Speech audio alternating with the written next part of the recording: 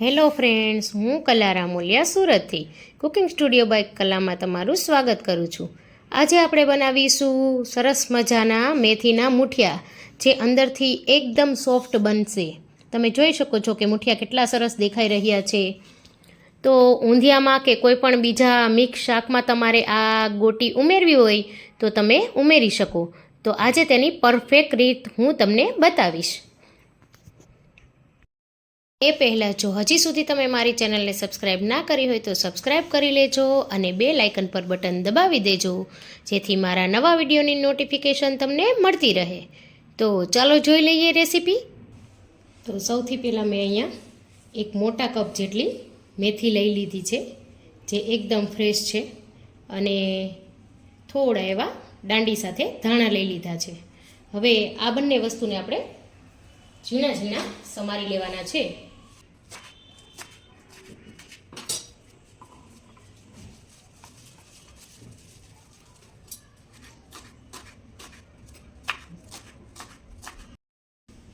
હવે મારે અહીંયા ધાણા અને મેથી સારી રીતે સુધારી લીધા છે મેં તેને। તો હવે એક કાણાવાળા વાટકામાં લઈ તેને આપણે સારી રીતે ધોઈ લેશું। હવે મેં આ ધાણા મેથીને સારી રીતે ધોઈ લીધા છે। તો હવે આપણે એક બાઉલ લઈશું, તેમાં આપણે ધોયેલા ધાણા ભાજી અને મેથી ઉમેરી દઈશું। હવે તેમાં હું સ્વાદ અનુસાર મીઠું, એટલે કે હું પોણી ચમચી જેટલું મીઠું અહીંયા ઉમેરું છું, અને ધાણા ભાજી અને મેથીમાં સારી રીતે આ રીતે ચોળી લેવાનું છે, જેથી આપણે જ્યારે મેથીના મૂઠિયા કે બનાવશું ત્યારે એ છૂટું નહીં પડે। સરસ આ રીતે તેમાંથી પાણી છૂટું પડી જશે।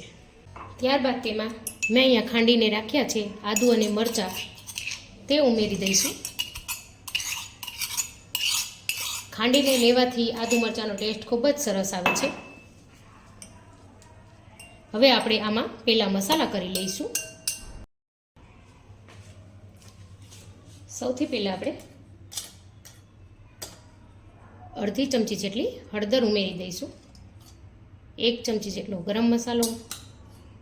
મરચાં આપણે ઉમેરેલ છે એટલે આપણે ચટણીનું પ્રમાણ ઓછું રાખશું, તો 1 ચમચી જ લઉં છું અહીંયા, ને 1 મોટી ચમચી જેટલું ધાણા જીરું। મીઠું તો આપણે પહેલેથી જ ઉમેરી દીધેલું છે, અને ચપટી હિંગ ખાલી તેનો સ્વાદ વધારવા માટે। 1 ચમચી જેટલા તલ, 1 મોટી ચમચી જેટલું તેલ। હવે આ બધા મસાલાને આપણે સારી રીતે મેથી સાથે મિક્સ કરી લઈશું।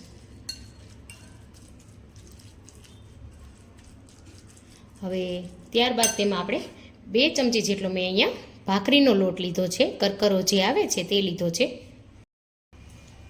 અને અડધી વાટકી જેટલો ચણાનો લોટ લીધો છે।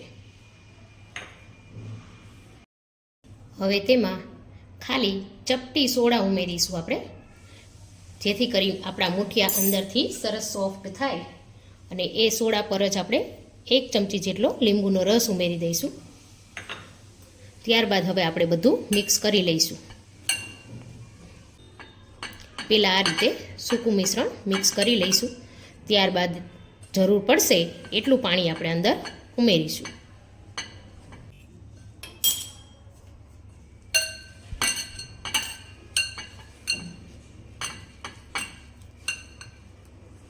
પાણી તમારે અહીંયા ખૂબ જ ઓછા પ્રમાણમાં યુઝ થશે, કેમ કે આપણે મેથીને વોશ કરી અને તેમાં નિમક ઉમેર્યું હતું, તેના કારણે તેમાંથી પણ પાણી સરસ છૂટશે। હવે તેમાં અહીંયા હું થોડું પાણી ઉમેરું છું, ખાલી 2 ચમચી જેટલું જ।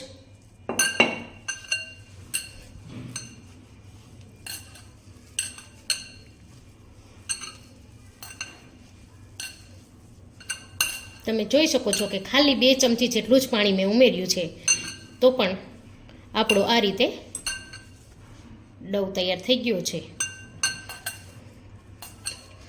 આમાં તમે આદુ મરચાંની પેસ્ટ ઉમેરો ત્યારે તમે લસણ જો પસંદ હોય તો લસણની પેસ્ટ પણ ઉમેરી શકો છો, પણ મેં અહીંયા લસણને સ્કીપ કર્યું છે। આ રીતે સરસ ડો બની ગયો છે આપણો। હવે તેમાંથી આપણે મૂઠિયા વાળી લઈશું। હાથમાં થોડું તેલ લગાવી લઈશું અને તેલવાળા હાથ કરી આપણે આ ડોમાં આ રીતે લોટને કરશું, જેથી તે વધારે આપણા હાથમાં ચોટે નહીં. અને હવે આમાંથી આપણે નાની નાની ગોળીઓ વાળી લઈશું. તમે ચાહો તો આ રીતે મોટા મુઠિયા પણ બનાવી શકો છો ઊંધિયામાં, પણ મને અહીંયા નાની આ રીતે પસંદ છે એટલે હું આ રીતે બનાવું છું. તમે ચાહો તો અહીંયા ગોળ પણ બનાવી શકો છો. આ રીતે ઊંધિયામાં આ રીતે સરસ ગોળ ગોટીઓ પણ આવે છે. તો હું આ રીતે આ સાઈઝના મુઠિયાની ગોળીઓ બનાવીને તૈયાર કરી લઉં છું. તમને પસંદ હોય તેવી નાની મોટી સાઈઝ તમે રાખી શકો.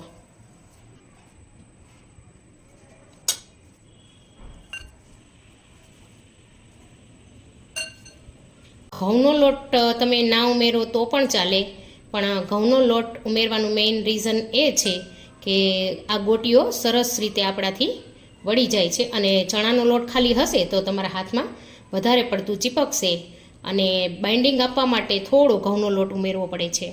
ઘઉંના લોટની જગ્યાએ તમે થોડો રવો પણ ઉમેરી શકો. આ રીતે હું બધા જ મુઠિયા બનાવીને તૈયાર કરી લઈશ. આ ઊંધિયાની ગોળી જો ટેસ્ટી હશે તો ઊંધિયાનો સ્વાદ બમણો થઈ જશે.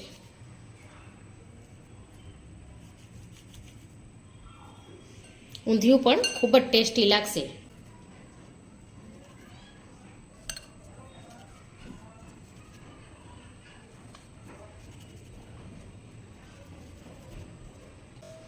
અને હાથમાં જો થોડું ચોટતું હોય તો આ રીતે ચાકુથી કાઢી લેવું અને થોડું તેલ પાછું લગાવી દેવું.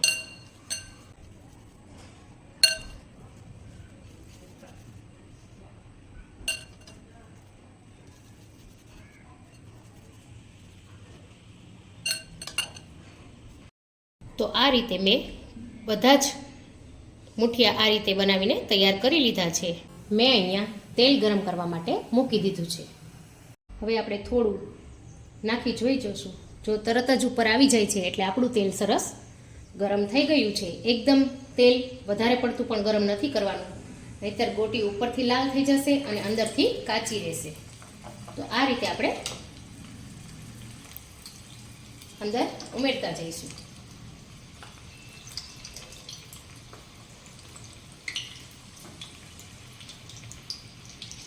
જેટલી ગોટિયામાં સમાય એટલી અત્યારે ઉમેરી દેવી અને તરત જ હલાવવાનું નથી, નહીંતર તેમાંથી મેથી વધારે પડતી છૂટી પડી જશે. તમે જોઈ શકો છો કે ગોળીઓ આરામથી ઉપર આવી રહી છે. આ રીતે એકદમ મીડિયમ ગેસે જ આપણે તેને રાખેલી છે.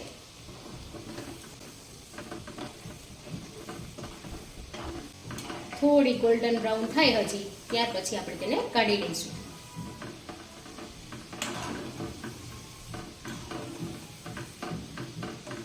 તમે જોઈ શકો છો કે ગોળીનો કલર કેટલો સરસ બ્રાઉન દેખાઈ રહ્યો છે. અને આમાં મેથી કે ધાણા કંઈ પણ અલગ પણ નથી પડ્યું, કેમ કે આપણે પહેલાં મીઠામાં એને બોળી રાખી હતી એટલા માટે. હવે સરસ ગોલ્ડન બ્રાઉન કલર થઈ ગયો છે તો આપણે તેને એક પ્લેટમાં કાઢી લઈશું અને બીજી ગોટીઓ પણ ઉમેરી દઈશું.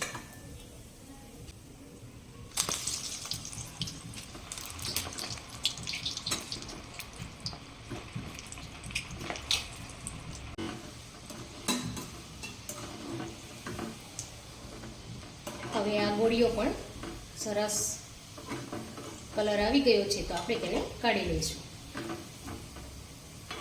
થોડી વધારે પડતી જ બ્રાઉન કરવાની છે, અંદરથી કાચું ના રહે એ માટે ધ્યાન રાખવું પડશે.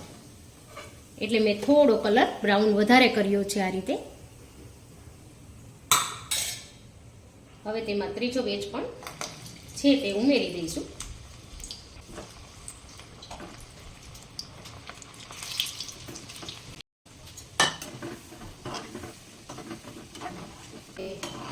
આ ગોળીયાનો પણ સરસ કલર આવી ગયો છે, તો આપણે તેને કાઢી લઈશું.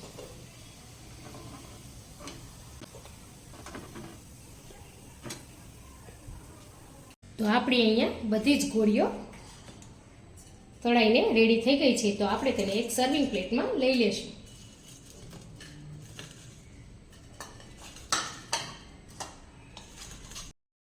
હવે આપણા બધા જ મુઠિયા બનીને રેડી થઈ ગયા છે, તો એમાંથી હું તમને એક પીસ તોડીને પણ બતાવું. તમે જોઈ શકો છો કે અંદરથી પણ કેટલું સરસ ચડી ગયું છે એકદમ.